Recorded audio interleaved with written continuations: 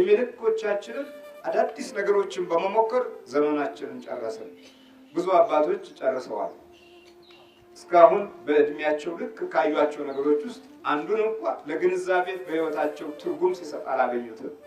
ተቀዳሹ ላይ ሁሉም ችግር አለበት። አስቀዳሽ ቀዳሽ አለ፣ ተቀዳሽ ግን የለም። ጦርነት በአራት መንገድ እንመልከት። አንደኛው ጦርነት ከህይወት ነው የሚጀምረው። ሁለተኛው ጦርነት ጓዳ ውስጥ ነው የሚጀምረው። ሶስተኛው ጦርነት ትምህርት ውስጥ ነው የሚጀምረው። አራተኛው ጦርነት በአካል ታየዋለህ፣ ችግር የለም። አንድ ሰይጣን በባህሪያችን ውስጥ ካለ ጸሎት አይስማማንም፣ ስግደት አይስማማንም፣ መልካም ነገር አይስማማንም። ግን በጸሎት ቦታ ልንኖር እንችላለን፣ በምስጋናው ስፍራ ልንኖር እንችላለን።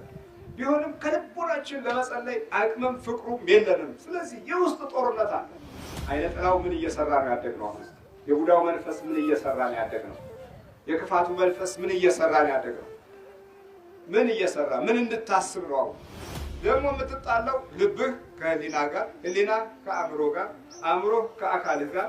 ሁለት እንግዲህ እነዚህ ሁሉ በአንድ አካል ውስጥ ጠበኛ ሆነው ከእናት ከአባቱ ይፋቀራል ብሎ መጠበቅ ሞኝነት ነው።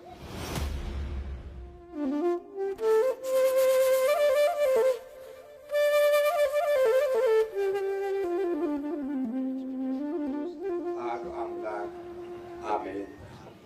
የተከበሩ አባታችን መላከ ሰላም ዘላለም እሰይ፣ አባቶች ካህናት፣ ወንድሞች ዲያቆናት፣ ሁላችሁም የእግዚአብሔር ቤተሰቦች እንደምን አደራችሁ?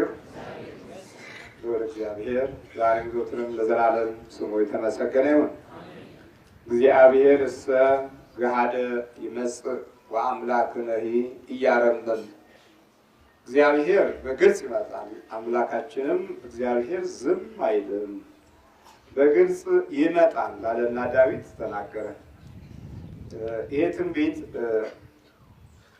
ለሶስት ነገር ይነግረናል። መጀመሪያ ለሱ ትውልድ በግልጽ ይመጣል አለ። በእመቤታችን በቅድስት ድንግል ማርያም ማህፀን በመዋሃድ ተገለጠ። ሁለተኛ እግዚአብሔር በግልጽ ይመጣል አለ። ለማዳን ለመፈወስ ስራዎቹን እና መንፈሳዊ በረከቶቹን ለመስጠት በግልጽ መጣ። ሶስተኛው እግዚአብሔር በግልጽ ይመጣል አለ። ለዳግም ምጽአት አሁን በሚቀጥለው